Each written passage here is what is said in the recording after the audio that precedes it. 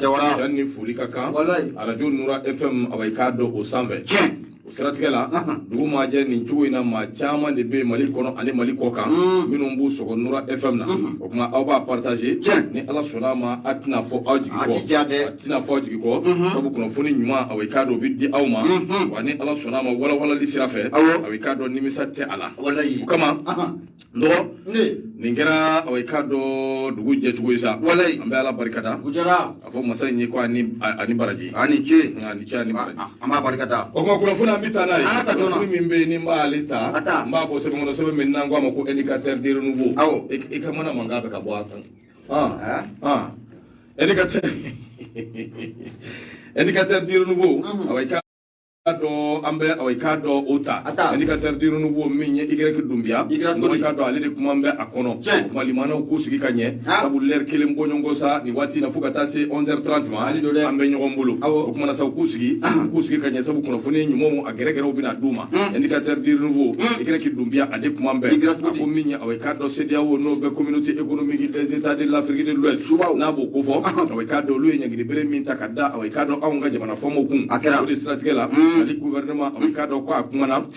akumana wa ya kan nisongo ya jira kila tuguni ka tege mana bo ka di CEDEAO ma sa anu bi se ka je ka bara ka hali bi jugo ke ba akuni je tebele ke min ye communiquer awaikado o bora ka bi akara kunun de ne do kalo klishigi o yen no bandu kalo mali gouvernement awaikado ya jira ka fo ko CEDEAO ye kuma min fo awaikado lu kiware o lu ya me akara jira ka fo ko awaikado session extraordinaire o min gera conférence des chefs d'état et de gouvernement CEDEAO togola ngera ni ala kanyeshi mali ani awaikado Guinée Conakry ma ko min bɔra kɔnɔ k'olu y'a mɛn a kɛra kari don o kunna sini novembre kalo tile 7 san 2021 o de siratigɛ la k'u y'a faamuya k'u y'a mɛn k'a fɔ ko CEDEAO k'a ye ɲangini bere ta ko ka da awaikado anw marabaw kun n'o bɛ transition ɲɛmaw n'o b'o ko fɔ kelen tagama awaikado tɛ se ka taa yɔrɔ la bilen filanan ye min ye wari min bɛ awaikado ka jiginɛw kɔnɔ n'o bɛ bangew ko fɔ wari tigɛ bi da bɛɛ lajɛlen kan ka kɔntiw bɛɛ bi datugu fɛn tɛ se ka ɲɛ sɔrɔ u la bilen parce que a ko ni dun ye nin ko ta k'a lajɛ min ye awaikado Mali ka gouvernement ko min ye Mali ta ye gouvernement kɔni nisɔngoyara kosɛbɛ sabu min ye nin décision ninnu ye n'o bɛ hakilina ninnu ko fɔ CEDEAO ye awaikado ta CEDEAO ma awaikado jateminɛ ba kɛ jateminɛ in ye mun ye fasodenw yɛrɛ mago bɛ min na bi ni fasodenw bɛ awaikado min nɔfɛ CEDEAO ma awaikado o jateminɛ nin bɛɛ ye awaikado Mali gouvernement ka kumakan ye o tɛmɛnen kɔ ka bɔ yen ko min ye awaikado gouvernement bɛ wuli ka jɔ ani cɛsiri min na k'u fara tile kan walasa ka se ka awaikado gɛlɛyajuguba minnu bɛ yen minnu bɛ ka bɔ fan bɛɛ lajɛlen fɛ ka ɲɛsin Mali ma min ye anw ka transition bɛ wuli ka jɔ ni cɛsiri min na walasa ka se k'o gɛlɛya ninnu k'olu kunbɛ CEDEAO awaikado o ma nin si lajɛ min ye awaikado jamana bɛ se ka sigi cogo min awaikado ka ɲɛ a bɛ awaikado jamana bɛ ladon cogo min nin si tɛ awaikado CEDEAO ka ko ye CEDEAO ma nin si lajɛ o tɛmɛnen kɔ an ka fanga tigilamɔgɔw y'a jira k'a fɔ ko transition a ma kɛ cogo cogo anw kɔni b'an tɛgɛ maana bɔ ka ɲɛsin awaikado CEDEAO ma a jira ala k'a fɔ awaikado ŋaniya ɲuman bɛ anw yɔrɔ an bɛ fɛ ka baara kɛ a kɛcogo ɲuman na an b'a jira CEDEAO la fana k'a fɔ ko awaikado kumaɲɔgɔnya o ka di anw ye fana o de siratigɛ la awaikado nin bɛɛ kɛ kun ti dɔwɛrɛ yalasa min ye CEDEAO ka se ka anw dɛmɛ kalata ɲumanw awaikado an bɛ se k'olu labɛn bonya ani karama kɔnɔ wa waati awaikado jɔlen kɔnɔ Sidiki b'a ko a ko hakilina jiginna sommet extraordinaire min filɛ nin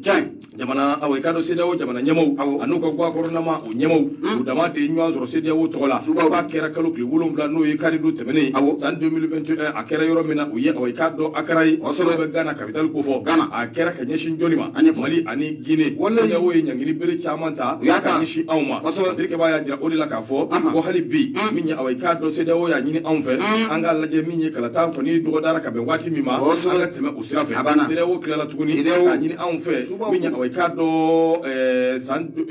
waati min fɔra kalata kɔnɔna na i n'a fɔ olu fana ye min laɲini septembre kalo tile 16 n'o ye ɲangini bere CEDEAO tilala k'o ɲangini berew o ta ni ka o da anw kun o kuma sa min ye anw ka gouvernement an y'an tɛgɛ maana bɔ ka hakilinaw yira CEDEAO la a mana kɛ cogo cogo u k'u ɲɛ yɛlɛ gɛlɛya minnu bɛ yen awaikado faamuya ka se ka sɔrɔ o la nka hali bi an ma tila koyi sabu CEDEAO y'a jira k'a fɔ min ye awaikado décembre kalo tile 12 ɲɔgɔn ye wɛrɛw bɛna kɛ ɲɔgɔn ye nɔ hali bi k'u miiri k'a lajɛ ɲangini min bɛ se ka ta hali bi k'a da jamana in kan min bɛ se k'a to awaikado olu ka ɲini fɛn o bɛ se ka kɛ u bolo sɔrɔ fɛn ye nɔgɔ Y Dunbiya nin y'a ka fasiri ye l'indicateur du renouveau u ka bidon bɔli i bonya b'a la nyama bonya ajaranye nyama inafu ya fo tugumna dugutigi dembo ko ni alene sigi o te ben anya fo amena indépendant ne ben buludo Musa Sayon Kamara ale de kumale odo ako français mun be no ale ko ministre mun naka bara benendu français ne jamana to ku ci ko nu ko nyana bo munya aka kumala sila no ya ka porte parole akumada de ane clair légende ayira ka fo ko munye français be na demeta ka nyeshi sidao ma aklina mun fleni ne sidao ya ata ni ka nyeshi munye anga jamana ko ni uma munye sanction mun be o sidao ya ata ka nyeshi anga jamana ma ale français be na feran dabali bala jene ko o sanction nu bara o bisika kena ayetu muna patrika ba munye Musa Sayon Kamara ako aklila jigina novembre ko lo wolon vla samba fla ane samungo anikele ibe na ka fo ko munye shuba ton no be sidao o ko fo amma ko ni uye nyandala ko ni ko je nyandala je ko na la ni ngli bere ko ni tani ka anga jamana ko o segere kedangara la munye jamana maraba ko ni ngli bere uya tani ko o segere fedida o mau kala ni to dore ko wati mun o ko folo no kala tay nan no be février kala kle mungo ane wolon fla ko fo e nyema samungo ba fla ane samungo ane fla wa ko ni o make tukashila o mamun na ke sobe ka dangare ula ko be ngli bere ko ni tani ko o segere munye ba français aya ni ka fo ko abe wole bla une africaine ma union européenne ko kata faramu nation unie ma ande andemele kala jekulu fene be wala dinga faramu sidao kan sidao flega nyangli bere mutani ga mali kon jamana maraba ku usigare nyangli bere ko abisika tabala to mun Allah kiba atriga ba munye Musa Sayon Kamara akoko munye sigi kaleme ka munye union européenne ma ko nuko ma kono na ala de novembre ko kleta ani duru yana union européenne ko na songa tu france ko wa ma fatriga ba munye Musa Sayon Kamara akoko munye france tukani kumala sila no kwa ministry mndo ka para benendo une jamana to ku ko nuko unyana bo ale ka kumala sila ko ni ayira ka fo sila ko ni aklina muta o lu bena ferani dabali bela jinenke bena da bela jinen ko nuko goshi o ferani sanction nu ubisika tabala tukumuna anya shimuye anga jamana maraba ko ni uma fatiga ba munye Musa Sayon Kamara ayira ka fo ko munye muso nga fola ako union européenne ku be wuli ka jola ni watina wala sa munye mirna mun sira wo sigi senga anga jamana maraba ko union européenne mo obarala ni watina ko dona na tawla ko mama de bena ka so be transition fangai ka wati ko fodem no ko forala ko oba adogo koro sigi na ka fo ko nyangli bere ko abeta ki isegere Musa Sayon Kamara akoko o wati kelena ibena ka fo anga jamana maraba ko ni ayira sidawla afla ka wati mun ko fodem no be kalata ko fo atina sika kala bi ko atina sika kala shini munya anga jamana maraba ya ayira ka fo ko mali do mena sigi mun nanga mako assise national de la refondation o sigi ko na la sigi yera ko ni akanga dame novembre ko le mungo ani fla ni mata kunje décembre ko le mungo ani woro o sigi na kaso biye wati kerengere na di mali do fe wati mun ana kalata o wati la o wati ko o bela de na fese sida o mowi Musa Sayon Kamara o bela ta ayira ka fo ni nanga jamana yera ko na la mi politique mo yere o kla ni koy politique ma do ba la ka fo ko transition ko do ka fara akuntala jeyaka o bela ta do ba la ka fo ko transition ko do kana fara akuntala jeyaka nyama ibe na ka fo ni wati la nunna ko ka jo jara ko sobe si ana transition ko ni uma transition mi sika deme to muna transition mi sika ba la via o kona la to muna mali de chama ko nu bora ko munye ko deme tani ga transition ka asigere wati kelena ibe na ka fo ko munye parti jekul do tara faranyanga ko mu ko cadre d'échange pour une transition réussie ko la ni te do le ko siga fo muni mali do ngango ku ira de mani nyanchira la ko ka la ni to ye bi ko ka la ni to yeshini ya ka fo transition woni flani na manya ka fo ko an lawru mutamu nyijiyan maye ka fo ko an kalata o wati la ko na kalata bora adogo koro ko jeno te bi muso no te bi jamana premier ministre docteur Sugar ko kala maika ko onodu nyama ibe na ka fo ni wati na ya fo ta la mu sakajigi ko be sakajigi la de sakajigi o plega ngoni aya bo ya ira ka fo ko mu nya akina ngo ulula am sika boni gele an kono la to muna ante boni gele an kono to ko shila ko fu mi premier ministre ka sigi premier ministre mun na be ka sobe ka mali do farano Sugar kata ni sente ka sigi ko ta farami gouvernement ka gouvernement na be dele bela jere mali dem bela jere mi yera sura akono o sakajigi no be parena Allah jogo luga aklina tay afi kono sobare na anya sama ka bo indépendant o kona la Musa Sayon Kamara ale kalun kala tigi madu mai ga nyama ibunya obala Dogo aweka do basite hali bi ambita ni fasiri dogo minya aweka do faransi se kan to chugo ka ke ala yere jati kama ka on to se de o be nyangini ta faransi be buli abikuma ni mbe ni shite do le koy anyere dama ni nyugo chede ma minu mba ni nyugo chea minu mbe kule la ajama mbe ibu ye de bawla o be to kanfo iti gaza ide c'est pour que faransi ka do ou bla bara mina o kanga bara mi ke ulu bi ka ke on ne peut pas quitter la CEDEAO. Mais est-ce que la France là, mais ni où manga mettre au confort ni si non. Ni où il y a la billahi doverete. Oui, moumine. Est-ce que vous moumine na? Et ni amine ba mine confort. Ni herewa. Et moi je me suis dit tu faut ça ma. Il a intérêt comment? Il est quel temps maintenant? Sugal bita sisa. Mba wala bina sigi ça arrive à la même chose. Autant d'aller à quel qu'on ça arrive ma tiki c'est élection organisée Kaluna ni ngoro. O beke tukuti. Bon maintenant pour que aka order ati ni ngon deme aka ke kumba kele wa. Mais karsa ti fait ka karsa di. Ati fait ka karsa di ye. Ati mais non c'est pas possible. Moko Chen do wanze kana de. Mali nyanna de. Wati sira mali do. Adama de ma ko fomba e dongili min daire la. Wallahi adama kanga adama la. Wati sira mali do mali lati fali. Est-ce que wallahi. Hein? Mande loba la ni fo fle nu be kule la nu wuli la be o be sunjata de ta misalia awo babemba nu wuli la be o bi babemba o de ta misalia la mais ces gens là ils ont accepté de mourir ou sona sayama ou fasoy ou sona sayama e min bi sigi ki da pele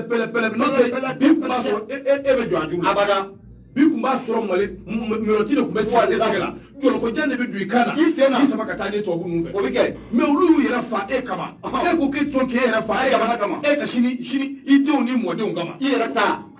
mais kama ko do le yera ta fanya duro atadro mo ko nyama anta do me klan ko na wati da wati de islam ni de ko nyele wati de islam ni de ko politique manu ko fanya bela de couleur do na jamana ngono ko yi wa bela de na kuma qur'ani mi ko ne wallahi Gausu Mali kungadi akai wallahi ikana miri je bina nyeji boti parce que ngo mbi chuko mina bi ne rebe position mina ni wati laba ngo na ya fi tiere la ngana ngwa dege ibolo da disula mbijini ka desede sabali wallahi fasoko do abi nyewu ibolo da disula non c'est pas possible ni bebe kwala mi ndabe soro ndo ambita minya awika do Mahaman Touré akumana akwambe ni mbele jele na minya aunga bilibile dobe awika do akumana ashrafu sharafa nyoro mbuye haidara ndo minya seda we nyangini bele minta kanyeshi auma mbuye kumana ako awika do mashika na joro seda oka awika do nyangini na ko itie min diba bani ala sonama ni yeko mi abiba halati me minya awika do aunga shrufuke nyoro mbuye haidara ayajira awika do ajenyogo ni awika do akanbola ina fo awekado abituka wulika do minunge akuma udabo akode stratégie minya awekado nyorombuye akumana kerengere ni ala communauté économique des états de l'Afrique de l'Ouest uluye awekado nyangiri minta kamali segere kali do temeni uye kumana uye message mindi ay malien be wele malien be awekado kanga wulika joke angana so awekado sede o kala nyini anabe minu nofe angana sumade afo ko ambi kala taw ke jagoya février kalo 2022 uye ka chikando akwanga na suma ako awekado luba nyini awekado amido mina iko bi minya awekado anye ina fulu min la nyini korole so dum ambela jerle anga faranyonga sabu awekado fangaye awekado aunde tayi minu bi fangana bi anga faranyonga angu deme awekado dakelen fe naka bod dakelen fe ukana awekado wulika joke ka fo kubi kala taw labe gara konona na andew awekado minu bi fangana bi angu deme inison nous pour les soutenir anga faranyonga yalsa awekado anga se ku deme parce que ba ko halibi ako minya awekado mbuye aya nyini anga awekado anyini jamana awekado tofe minya awekado mali ukalaje toro mimbe aundala gela mimbe aundala ko laje ukana awekado akegera sabuke ukana ke awekado tanyini ku jija kaundeme ambe be min nofe benga na anga jamana kono ukande musirafe ambe lakana min nofe ukana anga jamana kono ukande me usirafe nyoro buya halibi awekado kafu alika kuma ko ngona minya awekado be ani kilinya on nali de bisika ke sowiye ube kalata minu nofe o kalata se ka labɛn a ko mali bilama aw k'a dɔn anw ka jamana fantan ni naani bɛɛ fɛ an mago bɛ aw k'a dɔn lakana la o bɛ se ka kɛ sababu ye kalataw bɛ se ka labɛn Nkuye y'a jira k'a fɔ aw k'a dɔn jamanaden mana kɛ cogo cogo i jija i ka k'i ka jamana fɛ min ye aw k'a dɔn ɲɔrɔ Nkuye a ko an ti jɛn n'a ye cogo si la an ka jagoya k'an tɛgɛw tɔnɔmi k'u danko yɛrɛsagokɛ a ka se ka kɛ aw k'a dɔn anw ka jamana ye a ko aw k'a dɔn an ti jɛn cogo si la k'an yɛrɛ majigi k'an yɛrɛ suulu aw k'a dɔn maa dɔw ye a ko embargo tɛ dɛ Mali yɛrɛ n'a ka di u k'a dafa aw k'a dɔn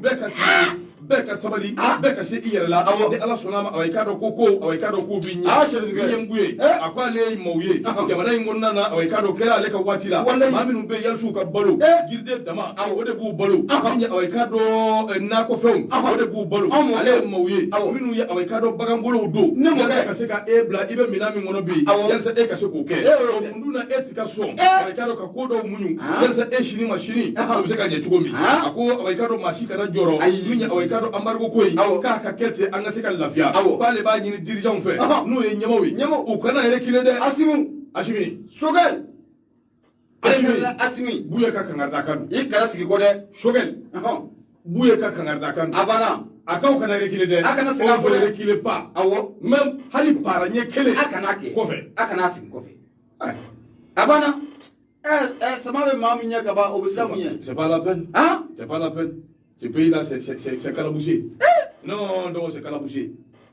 ah non c'est calaboussé n'o tɛ sɛrifuka filɛ ka mun fɔ nin ye yiridenw ani fɛn ninnu anw mɔ balo la a y'o de fɔ dɛ a ko quand on devient militaire on fait le choix de mourir ni kɛra sɔrɔsi ye a ye kɔni ye saya de sugandi o a b'a ka safiyo a banna a ko donc ne ye aucune crainte a kana jɔrɔ a kana siran sɛrifuka ka ladilikan don a ko kumana ɲɔrɔ Buye wele-welekan don an ka jɛ ka fara ɲɔgɔn kan an ka kɛ kelen ye CEDEAO ka popapo n'u ka bagabagajugu o kana taa n'a ye yɔrɔ si an ka se ka an yɛrɛ lafiya ni u kan k'a jateminɛ di ni cɛw cɛ min bɛ jagoyatɔw ka golonba fɔ la plateau sanfɛ débat ni fɛnw an ka non c'est pas la peine quoi Ou b'a chɔgɔbɛ nation dɔ la i b'a fɔ ko sɔri o laban bɛna fɔ de ko incitation à la violence ni dɔ ka se a ko tubabukan o tɛ incitation à la violence k'i bɛna tubabukan fɔ ko le Mali ne peut pas quitter la CEDEAO la CEDEAO Mali bɛ min lase CEDEAO ma mun na aw t'o fɔ mais Mali bɛ min lase CEDEAO ma k'o ti fɔ o da ti s'o ma koyi wa wagati bɛɛ lajɛlen u bɛ gɛlɛya de fɔ mais solution t'o la Mali bɛ min lase u t'o fɔ tuma o tuma u bɛ Mali de nɔ c'est à dire non Malidenw ka linɛ ti falen dɔ kɛra sa ala k'a ni sɔn n'a fɔra san 30 tɛmɛnen kɔfɛ ko fo fanga ka tila ka kalifa aw ma o kumana mun don Kayisa ala ka tiɲɛ dɛmɛ dɔrɔn ala ɲɛ bɛ nin ko in na awɔ ala ka tiɲɛ dɛmɛ n'u ɲɛ bɛ min na ala de ɲɛ b'u la ala ɲɛ b'u la o ala kan'a t'u la ala b'i to nin na ni ala n'a kira cɛ fɛn fɛn bɛ Mali lajaba fɛn fɛn bɛ ka kɛ sababu ye aw yɛrɛ bɛ jagoya ni fin wuli ka jɔ ni cɛ fo élection ka kɛ fo san joli élection bɛ ka kɛ aw yɛrɛ de bɛ ka jamana mara aw bɛ ka millions ni milliards ni joli fara ɲɔgɔn kan mais tout le temps le même scénario c'est-à-dire problème tɛ yen an bɛɛ de ye kelen ye mais y'aw hakili sigi dɔrɔn sɔrɔsiw ka fɛn dɔw la tile élection ka kɛ a banna ni min bɛ na aw la o ka na an bɛ jɛn n'a ye mais a kana fara mɔgɔ wɛrɛw kan k'an tɛgɛ tɔnɔ min k'an di mɔgɔw ma sa a ko k'a tɛ a y'a yir'u la an bɛɛ de ye kelen ye n'a tola an bɛɛ de n'a ɲɛna an bɛɛ de ou bien vous voulez k'an ka to nin scénario de kɔnɔ élection bɛ kɛ gara la dɔ bɛ wuli k'a ma sɔn jamana kɔnɔdenw datigɛlen bɛ ɲɔgɔn na kɔrɔnfɛla in bɛ ɲagami prépara un temps deux mouvements sɔrɔsiw ye coup d'état kɛ an bɛ t'o la wa abada ayiwa problème t'a la u degelen don o la koyi n'o Mali de ka d'a ye e t'a fɛ ayi a bɛ jɔ de Mali kura ayi a kana jɔ yɛrɛ walahi ɲɛma a bɛ jɔ o kɔ de Mali yɛrɛ kana jɔ bilen a bɛ jɔ o kɔ koyi an ka taa fɛ indépendant a ko di arajo ye Nura FM ye 94.4 murugu 5 wa an ka nɛgɛjuru sira 76 33 43 03 indépendant ne bɛ n bolo don n bɛ bɔ ni a ye ɲɛma a bɛɛ na ta mun ye koro kɔɲɔ a ti ɲɛ dingɛ kɔnɔ don kɔ siga t'a la imam Diko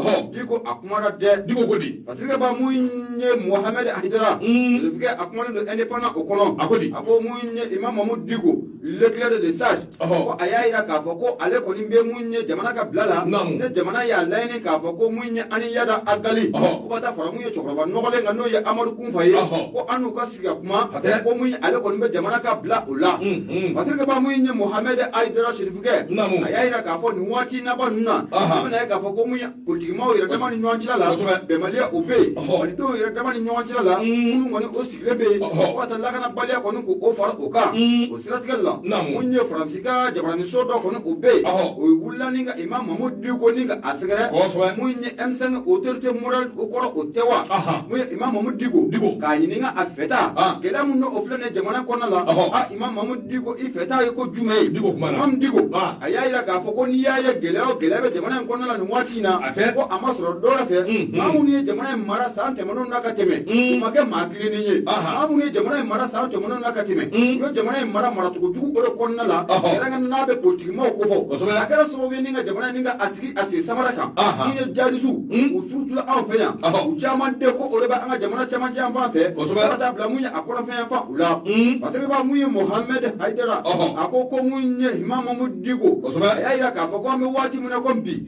Mali kɔni ye kɛlɛw ye koyi kɛlɛ caman jamana in ye a kɛ ko nka ko an bɛ waati min na ni kɛlɛ ni wulikajɔ o ma kɛ joona kɛlɛ in bɛ Mali ko yɛrɛ de da fɛ koyi ko Mali yɛrɛ laban ko o de na tunu mun ye Imam Mamadou Diko u y'a ɲininka k'a fɔ ko nin waati ninnu na ko wulikajɔw bɛ sen na walasa mun ye malidenw ani bamanciw bɛ se ka sigi ka kuma cogo min na Imam Mamadou Diko a y'a yira k'a fɔ ko mun ye ale kɔni ye o miirina ta a mɛnna koyi o hakilina ta bɛ ale Imam Diko la ko a mɛnna mun ye Amadu Kunba ye Yada Agali ko a miirina b'ale la a bɛ ni ka waati bɔ ko ale Ala ka hinɛ Amadu Tumani Ture n'o bɛ ATT kɔfɛ ale y'a laɲini ATT fɛ ATT ninnu ye malidenw de ye an n'u ka sigi ka kuma Imam Mamadou Diko ko a ko y'ale hakilina ye bi wa maa tɛna se k'ale wuli ka bɔ o hakilina ta kan bi n'o y'a ni bamanciw ninnu ka sigi ka kuma Imam Mamadou Diko ɲɛma a ka fɔ la a ko mun ye Yada Agali ye ko so bɛ Yada Agali bolo Bamakɔ yan ko wa ko Yada Agali a don k'a bɛ baara la duguba o kɔnɔna u la mun ye ko Yada Agali i bɛna ye k'a fɔ ko hali bi maa don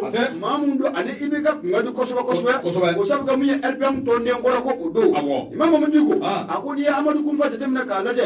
maliden don wa a y'a ka kalan bɛɛ lajɛlen kɛ jamana in kɔnɔna la a bɛ bɔ dugu mun na dugu in de tɔgɔ ko Kunba ale bɛ ɲɛfunge o mara u la a ko ninnu bɛɛ lajɛlen ye maliden ye ale b'u dɔn a b'u somaw dɔn k'a fɔ ko an ni ninnu ka sigi ka kuma wa ko n'o ma kɛ ɲɛli ye k'o bɛna kɛ tiɲɛni wa Diko ko tɛ awɔ bisimila Atigaba mun ye Mohamed Chérif Aïdara Chérif y'a yira ko nin waati laban ninnu kɔnɔna Diko y'a yira k'a fɔ ko Mali bɛ guloma fila de sanfɛ nin waati in na n'o bɛ an yɛrɛ ka société fo ka taa fara mun ye an ka diinɛ kow kan Mali sirilen bɛ nin fila de la bi ko ni nin fila binna diɲɛ don o don Ala k'an kisi k'an tɛna jamana ye a bɛ dafiri Imam Mamadou Diko a kɔni y'a yira k'a fɔ ale tɛna sɔn mun ye nansaraw kɔni u ta ma nansaraw bɛ fɛ ka na ni sariya diyagoya min ye anw fɛ yan ale tɛna sɔn o ma cogoya si la hali maliden minnu bɛ yen nin waati in na k'u bɛ ka diinɛ kɔni kɛ u kɛlɛkɛbere ye ko ale Imam Mamadou Diko a tɛna sɔn o ma bi a tɛna sɔn o ma sini ko bɛɛ lajɛlen de bɛ sigi ka marasiw bati ani ɲɔgɔn cɛla la a bɛɛ lajɛlen ye diinɛ ɲɛma karisa e ko nin ka ɲi ne b'a fɔ ko nin ma ɲi bɛɛ lajɛlen na n'i ka dalilu ye n'a dalilu gosira ɲɔgɔn na k'a lajɛ maa mun n'u ka dalilu sinsinnen don ɲɛma k'o bɛ sebaaya kɔni k'o sɔrɔ Imam Mamadou Diko hali bi a y'a yira k'a fɔ ale kɔni ka dayɛlɛlen don su tile u bɛɛ lajɛlen dayɛlɛlen don malidenw ni wele bilala ale Imam Mamadou Diko wa waati o waati k'a fɔ ko a ka taa nin sigikafɔ la a ko dayɛlɛlen don bɛɛ lajɛlen ye parce que don sɔgɔmada na an y'a sama ka bɔ indépendant o kɔnɔna la Mohamed Aïdara Chérif ale kalikalatigi bonya b'a la nɔgɔ aramata dun bɛ an ka foli b'a ye ko nin ye awɔ i k'a dɔn Caire d'Afrique ale ye kuma min fɔ nin ye nin fana ye biri haki ye nin ka girin dɛ Caire d'Afrique tiɲɛ don dɛ a ko Yada Agali c'est un Malien mais qui tue les militaires maliens awɔ o fana ye tiɲɛ dɛ o tiɲɛ dɛ a bɛ k'an fa di a ka sɔrɔsiw bɛ fa a bɛ k'an fa di tiɲɛ don dɛ civilité to yen i ka kumakan ye tiɲɛ ye awɔ nɔgɔmani ye mani mɛn si ma labɔli kɛ nɔgɔn bi fasiri ta mun bɛ yen soir de Bamako i tulo dayɛlɛ n y'a dayɛlɛ i k'a dɔn k'a fɔ min ye Mali kɔrɔnfɛla nɔgɔ bugunatigɛ wɛrɛw bɛ ka di dɛ anw ka kɛlɛ kɔrɔnfɛ kɛlɛ bugunatigɛ wɛrɛ bɛ ka na dɛ nanzarakan ala mɛn le directeur des services secrets algériens rencontre le chef du groupe GSIM Yada Agali à Tizawaten. O tɛ kibaruya duman ye. Ne tɛ kibaruya duman ye. Nɔgɔ. Ɲama nin tɛ kibaruya duman ye. Ayiwa filɛ nin ye dɛ. Nin ma ɲi. Kibaruya in bɛ taa dɛ. Nin ma ɲi dɛ. ako minya awai ka do service secret min be na kadi amba fu ka sécurité d'état o fana tewa Algérie tola ko awai ka do aka nyama dobe ko ni yada gali nyoye no ka kera yorola yoro min na du wele ko tinza watel la ya jara so de mo ko ale de ni mfasiri aya jara ka fo minye kuna funi di jonjon soro sira u fe ka jara la ka fo keren ni ala Sahel intelligent so lo de fait ako directeur général min be no directeur général adjoint service de renseignement algérien donc a foko ayi wuli ka joke kalo kli nani no ye novembre ko le angoro sa 2021 no ki ka do atara tinza watel ngere ne la minye mali koronvela inve de yoro ina sa kwa yira ka foko abina fani mado enyoye mbe yada agali mimbo ko fo yada agali ni ale ko fo ibe awai ka do groupe terrorisme mimbe no be groupe de soutien à l'islam et aux musulmans jesu ibo ko fo o ye al-Qaïda awai ka do o ko bulo fara ndo ni ngomi fle ni nguna foni amandi de ni nguna foni amandi de jando nyere la o ko to ko kai awo ndo ba ko ni nyoye mi fle ni ina fa so la kuna foni disra fe chuko ako chi de ngere no de wuli ka joke wati temeno na awai ka do Algérie to la ru de do ko ndama mo ke o biti za waten awai ka do baka ni ngoyi mi se ka to yada gali anuka ni njei awai ka do Algérie to la se ka nyoanye chuko mi ko ni ngoyi bela jerele alla bena maminu fe o ye Algérie ka yere de koy wa ka do ka fo nyoye kwa kera akera yoro min be na bole ko tinza waten lernani do de ke awai ka do be nyogon kuma nyoya o ka nyogon kuma nyoy o ya awai ka do fenjama batterie ni nyonje kerengere ne yala nanzara ka min be notamment le renforcement de l'occupation de tout le nord du Mali par le régime.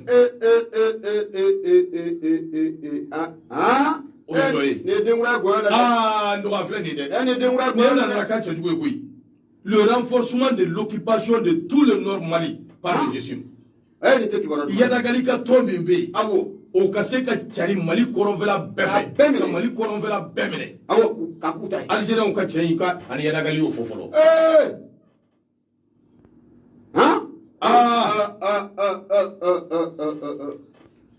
il est dit que le directeur des services secrets algériens a rassuré son interlocuteur que tous les moyens financiers et soutiens militaires seront fournis par son pays. A fora fana ko Algérien ka ni cey a y'a fo yada galiye ni ko nafolo ni ko surasi lakana ko sira fɛ a bɛɛ bi garanti Algérie fɛ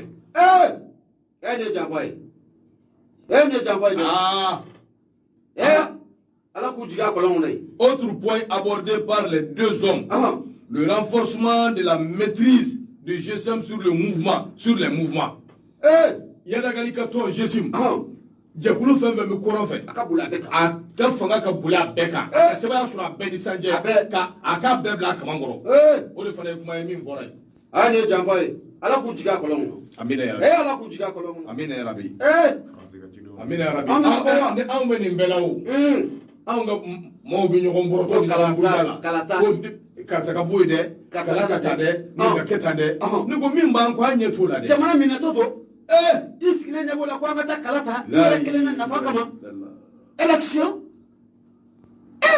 a jɔn b'aw la bi mun bɛ se ka taa campagne kɛ u ka dugu la a jɔn b'u la bi a ko les deux auraient également convenu qu'aucune solution ni concession sur l'Azawad ne doit se faire en dehors de l'Algérie et sans l'aval des services du renseignement et du gouvernement algérien. Ebisao. No. Ebisa. Nikite. No. Butala koi. La jara ba ko ko ne ma inventé de soit de Bamako de ka fasiri do. La jara le de ka wuli ka jodu. Ako awai ka do afora fana. Azawadi ko kuma fere foi kana nyeso Allah. Azawadi ko kuma wo ani abemende. Foi kana ben foi kana ke azawadi dablali ya yelma azawadi ko kuma a foi kana ke kasoro Algérie data kalama Algérie data kalama tere a data la fa daka douala en dehors de l'Algérie Algérie koka akala ku koka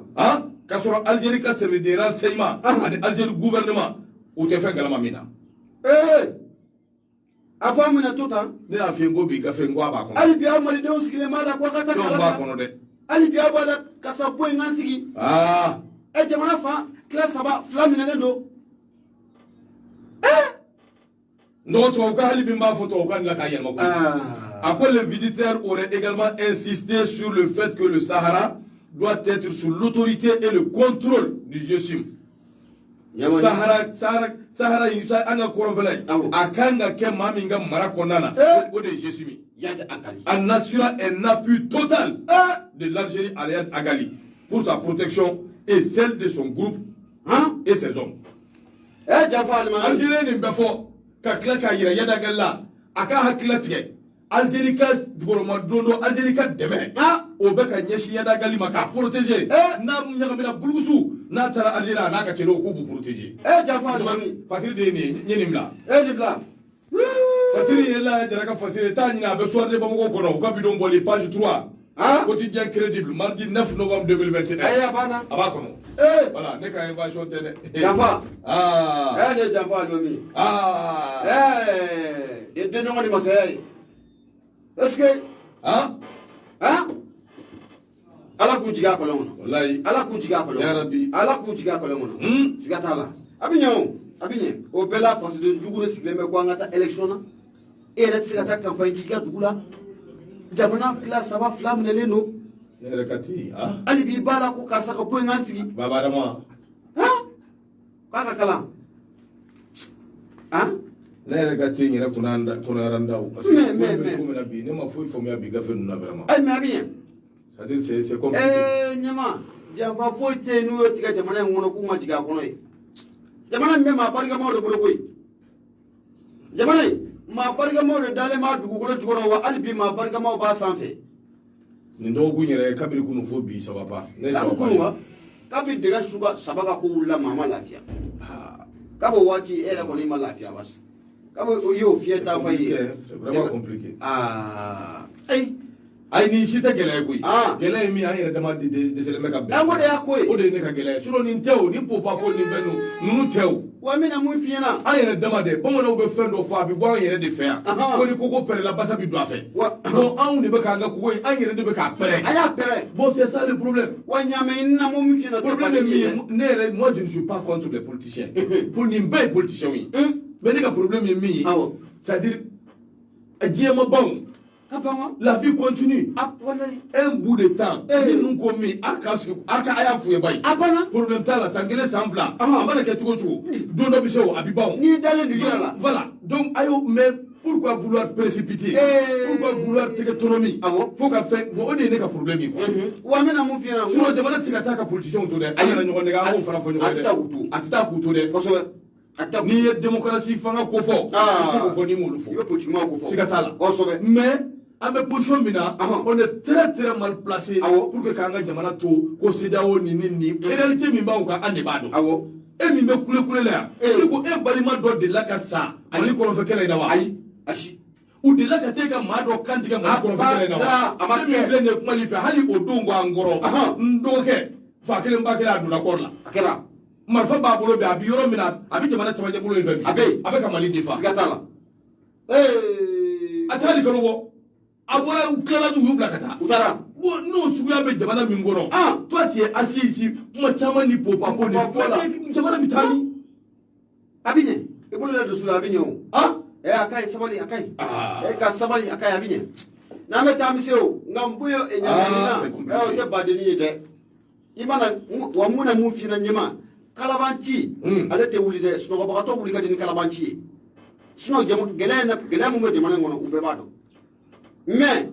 muye sino ko bakato wuli ka din kalabanti ale te wuli abada muye so de mako ne be molo do na aye ndo shali na ke aweka do algérien do e wen gali do wajmeni ako désolé ko mais que je comprends rien que vous dites quoi sur l'Algérie merci nderge ce qu'on dit sur l'Algérie la mi klaka nyefie ni do na ngeen boxu ko na mba nyefie ni ala sonama ko quelqu'un peut m'expliquer s'il vous plaît allez afana ba so abe je mu kay la jedi ti ali ka de do mais ma famia ko nya ba ka je bra to ko la ga ma famia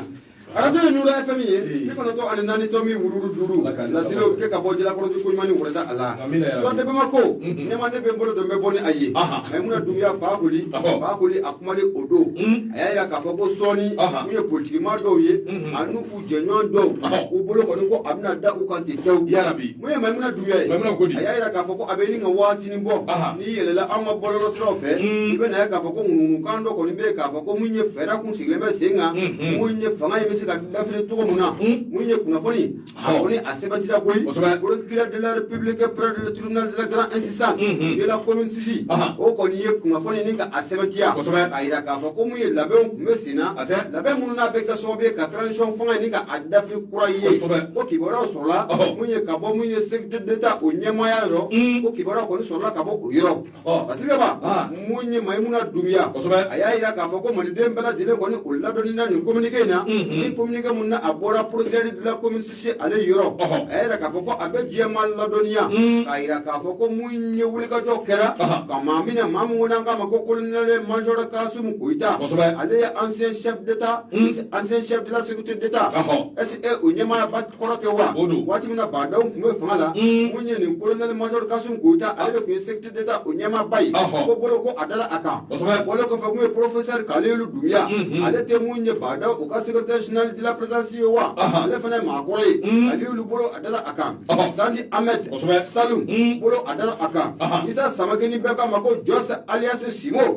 ko bolo dala Simo ko fana kan agent chef Abdoulaye Balo ko ta faramu yo commissaire principal de police Moussa Fadjakte bolo dala kata ni mbala dile kuka mo so do fa ku kun kana meka labo sigi senga laba muna beka so bi ni ga fa ko ni ka adafri wati ba ka fola ga munye wuli ka jonno ya place senga ko so be kanunu jondo ka don fo kana don ka fo ku be fa ferere ke ka fa ko ni ka adafri mo so ma wala ka wuli ka jo fa ko ni colonel Modibo Kone colonel Modibo Kone ade ministre ko ra jamana ko no Mohamed Dom na kompi ni agence nationale de la sécurité d'état sécurité d'état ile mara ka fe mu ye ko kalifa le mbe mu ni colonel Modibo Kone la ale na ka che do ne wuli ka jo ke sika sika dike na e ka fa ko la be ku se batlu nu bulo ku be fa ko ni ka adafri o strategela ibe na ka fa fatirga ba ya ira ka fo mamun be nu te miri nu te tashi jamana yira ko ni miri ki se kele atula abada wera ka na foto kama be ka ya dinga jamana yira dire ninga abbi dinga ko konna ula mu ye colonel major Modibo Kone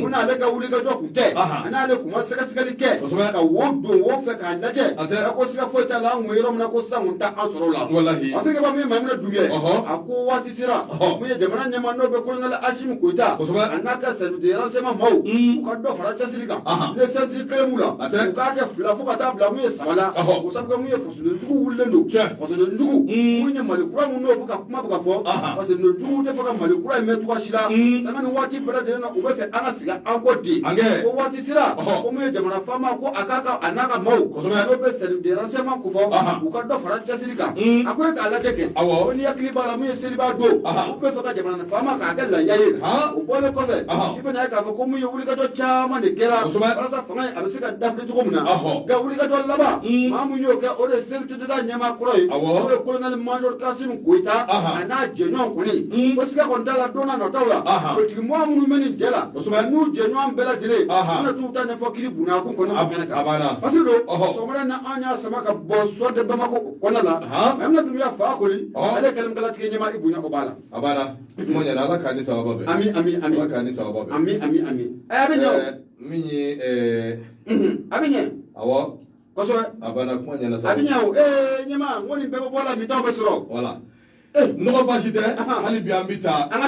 i k'a dɔn an bɛ se o de siratigɛ la min ye i k'a dɔn kunnafoni bɛ an bolo kɔrɔ kunnafoni min ni b'a ta o bɛ bɔ sɛbɛn kɔnɔ sɛbɛn min n'an ko a ma ko nouvelle horizon o ka bidon bɔli ɲininkali tɔ min i k'a dɔn o de sigilen don gestion de la transition nouvelle horizon min ye Mahamani Ture i k'a dɔn k'a fɔ ale de kumana gestion de la transition a ye ɲininkali tɔ min a y'o sigi a ko yalima i k'a dɔn Choguel a ka waati labanw de ye nin ye premier ministre ya la wa o tomi kɔni a sigilen don a ko ni ye jateminɛ kɛ Choguel ko kala Mayiga a kɛra premier ministre ye décision ba in bɔra i k'a dɔn transition ɲɛmaaba yɔrɔ k'a yira k'a fɔ k'a ye primature k'a y'o di Jekuluma, Jekulumbe n'a pas mouvement du 5 juin, rassemblement pour le rassemblement des forces patriotiques, M5 RFP, n'a beaucoup fort. Pour les stratégies, la choc qui est le premier ministre, Amidon Menekobi, Machama, de B, Minungoni Gulile, Himala, Minungoni Baka, Awekado Lagushi, Anikado, Kosuku Beta, Kanishi, Sabu, Akademana Maratugo, Anakala Dutugo, Yoko Minaka, Maku, Kamanagua, Kuni Jetemineke, Awekado, cadre de parti politique pour une transition reçue. Et quand on fait au mieux flâner, avec cadre à l'économie, Sugar Mara, ou Adam Nekanabi, Aya Beke Fivi, Aya Bella Noro, Otemengo Kaboui, Parti Mimbe Noye, avec cadre, Parti pour la Renaissance nationale, Obe Parena Kofo, Konya Dirakafo, Minya, avec cadre Premier ministre Mimbe Nabi Mo Faranyanga, Kamango Bodila, Premier ministre Mimbe Mo Lame, Kamango Bodila, Mingoni Bidisi Bombe Janga, Aniwati, la guerre avec cadre Kamango Tola, avec cadre Sugar, Premier ministre Mindu, Pas Bifeka Mali, avec cadre Kake, fait Denny, Sabu, avec un gala de Willy, on est avec cadre communauté économique des États de l'Afrique de l'Ouest,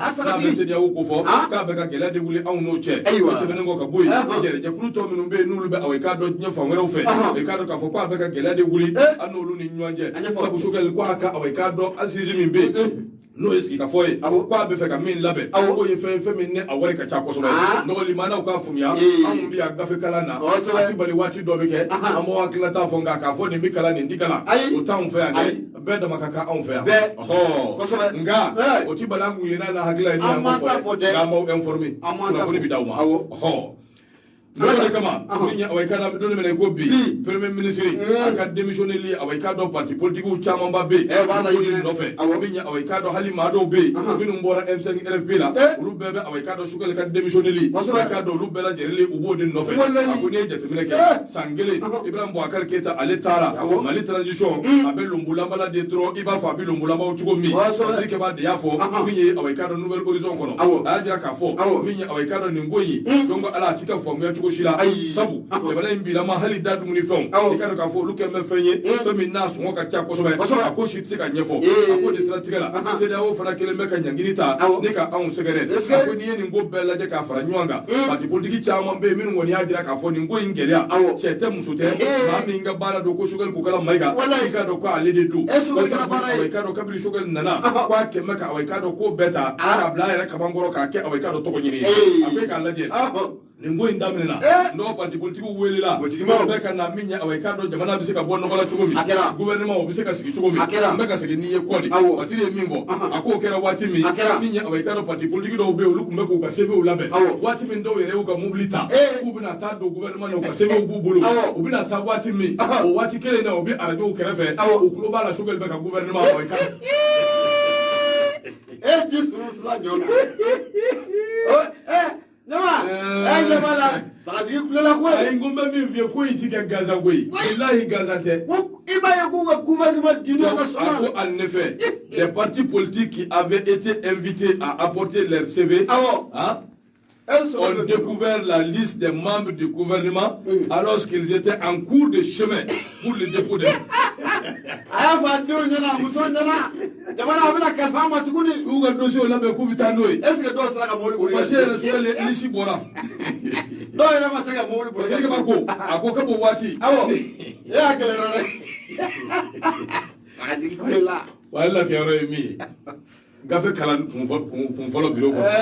inyele la do de nga yele ba do te ni roy ko do mi yele ba dado sadi nyama ngu pela kule ka de bole lu akoka bo wati en do ka do ka fo ni sugal ni nyonje toto boxe seni boxe toto ki ka do ka fo ko o dabora ako de sira tigala sa minya awai ka do opposition kura ona na labe awai ka do gouvernement awai ka do jugala de transition o jugala akulu ko ne mission mi nyeshi uyerama o ti dobare sugal ya jira ka fo ko abi jamana mul mara chugomi ani M5 mo ko ati bembi ati benshini ako de sira tigala ko kunga ngui unu nyanja halibi kumba ka nyanguma nyoya gouvernement yebule ka jo minge assise nationale de la refondation ko min bil labe no ngo ko tsika ke chushila sabu ku mo ko tola ko minya awai ka do wali ka cha abi 2 milliards ki ka do ka kula mi jouera kam sana ko sangoro manja 2 milliards sangere ko no milliards bagere sanduru ko no milliards bagere jouena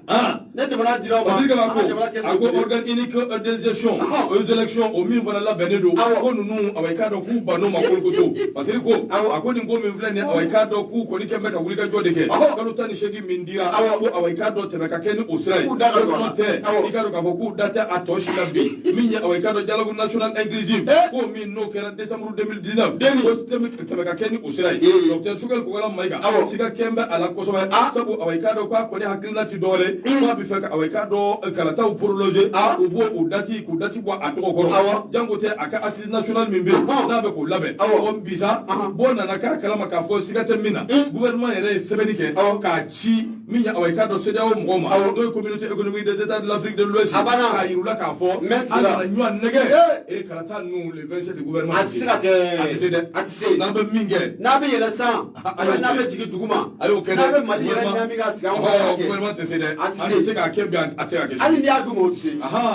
ko f'u da ka dɔn parce que kaba ko a ko min kɛra sa a bɛ k'a dɔn o kɔni kɛra sababu ye min ye a bɛ k'a dɔn maa caman bɛ yen minnu mawura politique mawula n'o ye chef de gouvernement a kɔni a tɛgɛ ɲɛsinnen bɛ ale de ma kiriji fɛn fɛn bɛ yen min bɛ maliyɛnw yɛrɛ dama ni ɲɔgɔn cɛ Sukali Kokala Mayiga don yɛlɛ fɛn fɛn bɛ yen n'o ye a bɛ k'a dɔn Mali ani kɔfɛmɔgɔw ni ɲɔgɔn cɛ Sukali Kokala Mayiga don Cɛbilen Darame min ye parti pour la renaissance nationale parrainant ale y'a jira k'a fɔ docteur Sukali Kokala Mayiga ko a kan ka démissionner sabu a bɛ don min ko bi min ye a bɛ k'a dɔn bɛn ani kɛlɛ bɛ an b'o ɲini ko Sukali tɛ o ye parti politique dɔw bɛ yen olu yɛrɛ y'a jira k'a fɔ min ye a bɛ k'a dɔn transition hali n'a bɛ prolonger hali ni dɔ bɛ fara a kan a ka kɛ Sukali ko kan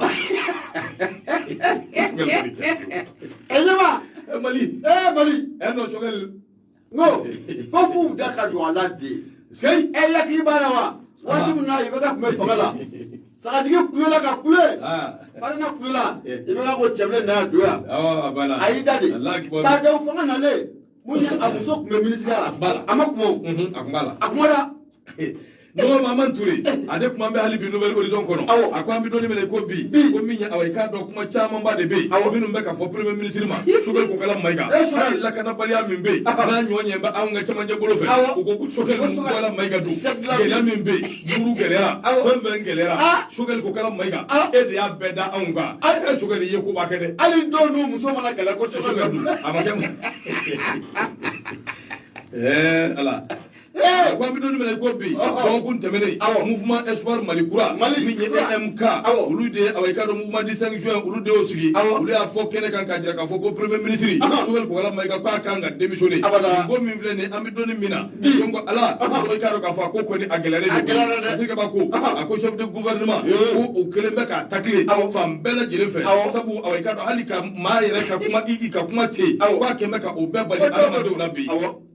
ko dɔw bɛ ka foronto de ko sugu dɔw yɛrɛ bɛ yen a bɛ k'a dɔn k'a fɔ u y'a jira k'a fɔ ko CEDEAO a ka ɲankili ninnu bɛɛ a bɛ k'a dɔn ko Sukali de don o de siratigɛ la maa caman bɛ yen bi minnu kɔni y'a jira k'a fɔ anw ni communauté internationale ani Faransiw a n'a ɲɔgɔnna caman Sukali kanubaw kɛn bɛ ka wulikajɔ kɛ u bɛ ka Sukali nɛgɛ de k'u bɛ k'a nɛgɛ k'a fɔ a ye k'a k'i bɔ CEDEAO bolo ko min ye a bɛ k'a dɔn a k'i bɔ Faransi bolo k'a k'i ɲɛsin Irisi ma ko sabu k'a yirala k'a fɔ ko Irisi de ɲɔgɔn tɛ dakuru ɲɛ kelen na ko Sukali kanubaw k'u bɛ ka a bɛ k'a dɔn Sukali nɛgɛ sabu a bɛ k'a dɔn u bɛ ka fɛɛrɛ minnu fɔ a ye ko a bɛ k'a dɔn tiɲɛw tɛ dɛ a ko n'i ye jateminɛ kɛ min ye a bɛ k'a dɔn filijugu min b'a la o de ye k'a fɔ a bɛ k'a dɔn parti politigiw ko k'olu ye k'u to yen u bɛ ka kɔrɔfɔli minnu kɛ a bɛ k'a dɔn ko nafa tɛ o la filijugu min fana b'a la o de ye k'a fɔ ko anw bɛ se ka taa ni anw yɛrɛ ye k'a sɔrɔ CEDEAO tɛ a ko nin bɛɛ lajɛlen ye filijugu ye minnu bɛ a bɛ k'a dɔn baara in kɔnɔna na Maman Ture a ko décision min bɛ yen ko si la décision du départ et de maintien du premier ministre Sukali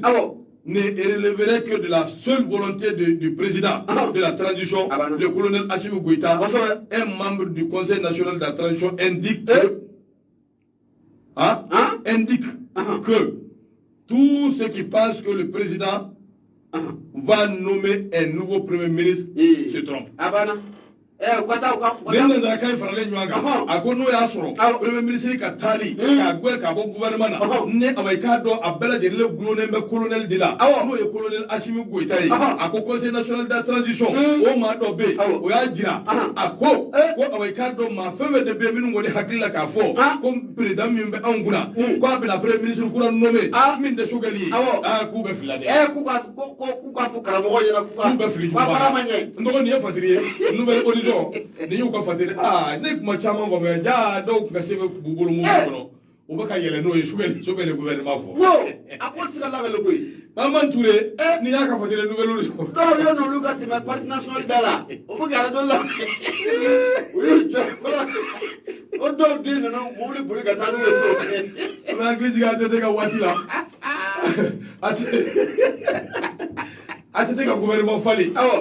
ni ala cɛ ministre dɔ bɛ yen a ka mɔgɔw tulo bɛ na o ko y'a fa ba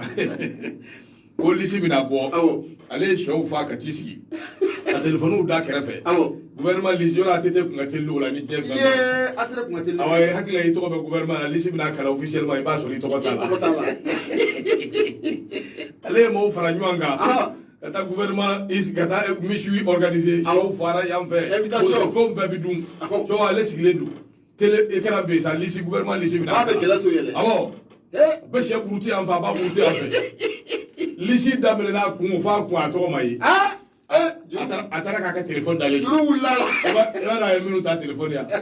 a ye sɛ woro ta k'o bila poche la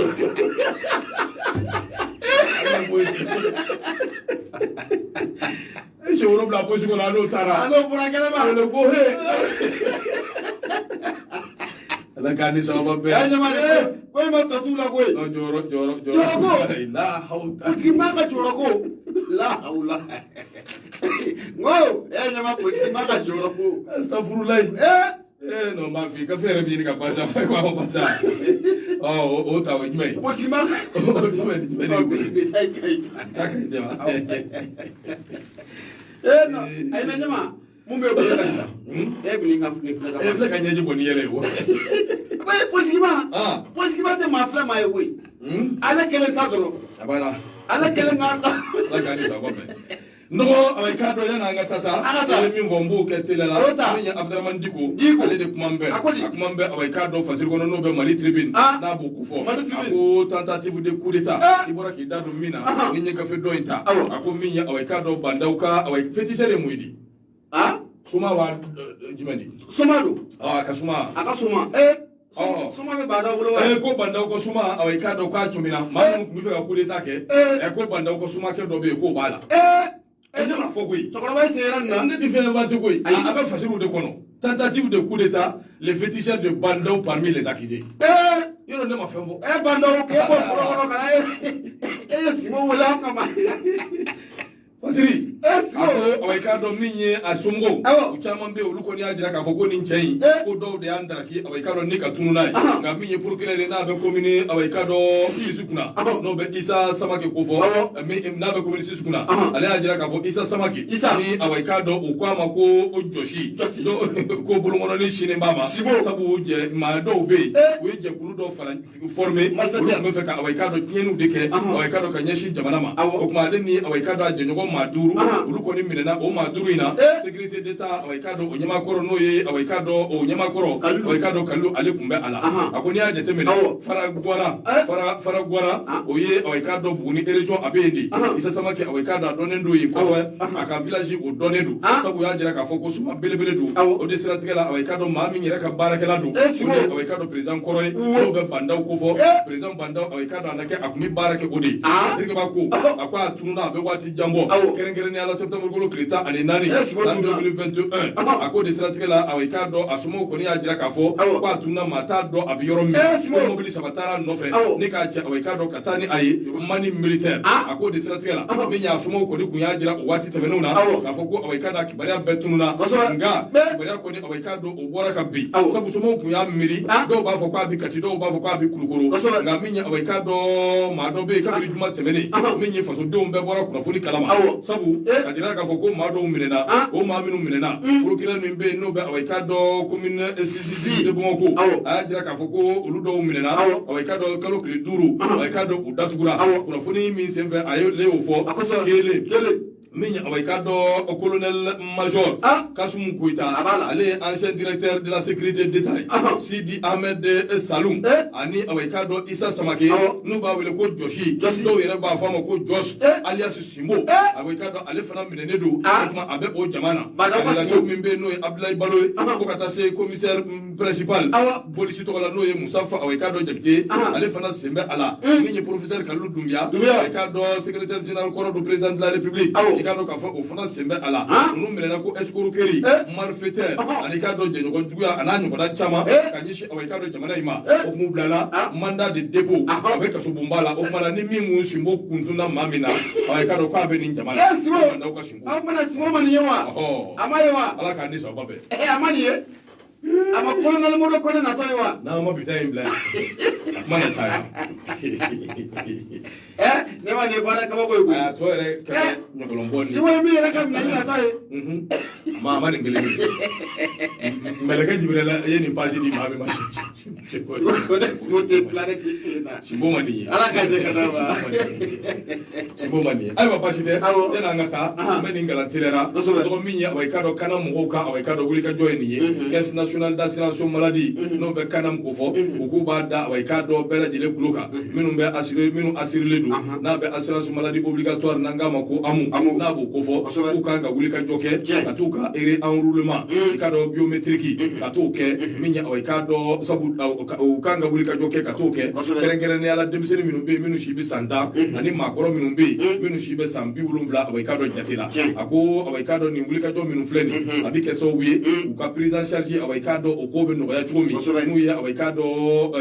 hakli tula ni jantu ko bi sika no ya chumi ako mi demiseni minu shiye santai ka empreinte nu bulungono ni awai kanga ta otali jagwa makoro minu shibe sambi wulumvla ana kungan fena ni awai do be ulu desele du dango te ka fo ko be to ko nyerabo nun ko ni carte de beduma awai ka so bulungono ni temina ko ka ko bela jele o ba annoya ako kuma na nyinne ndo ma fenfenfe minu ba do ka fo ko isembe awai ni ngoina ikiji ja tusu bela jele ni ya awai INPC mai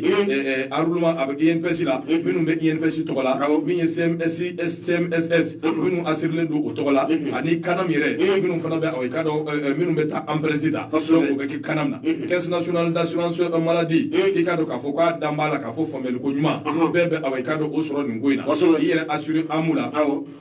minya awai ise ni damayira mi awai ibo didi ani ala sona ma ibita ni yere mogo be awai kenya islamina abe fu ka be wali mando kanam ka awai communique mogo oyeni mana ni watina ame bita enjoya so nyima yana nga bita mbla ni watina munye fuli amata ninga markata jawara aku ka ba na me ka bo mu kongo markata jawara me fuli tani ga sigar ka fa ka jawara anga fu so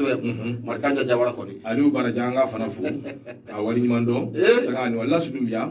anga fuli be aye akuma sa minye awai jamana ingono limana uka fumya famya kunyuma uka soro ni ngonu na ko nyamine ndo ko ni ala sona abinye ni ala sona inshallah gausu keta ko wati sira anga fula sikanu bo bema anta sikanda do awai ko bela bi abe fo ka be wali mando bala sono go awai ale kunye awai kuma so koroshi bai amba fo ka wali mando Mohamed Kulbali fa aka fulike fulin tani la si awai gausu keta la son de faire data mi fo ki wali mando fulin tani ka la si awai Yusuf Sisoma awai tebene ngo Burama Kulubali jobere ambi fo ki wali mando Burama Traoré sake Burama Traoré jobere mamu kamara modi ebe ya fama iti Kulubali ambi fo